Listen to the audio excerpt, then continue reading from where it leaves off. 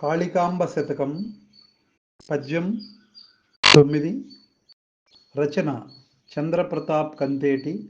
గానం జి శ్రీనివాసరావు గుడివాడ. భక్తజనులను రక్షించ బాధ్యతనుచు గనులు శుంభని శుంభుల కాటి కంపి లోకహితమును గూర్చిన లోహితాక్షి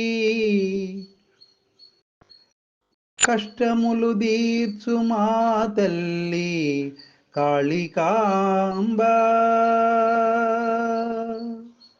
భావం: భక్తుల్ని రక్షించటం నీ బాధ్యత అని భావిస్తూ శుంభ నిశుంభులనే రక్కసులను కాటికి పంపి లోకానికి మేలు చేసిన రక్తాక్షివి, కష్టాలన్నీ తీర్చే మాయమ్మ కాళికాంబ.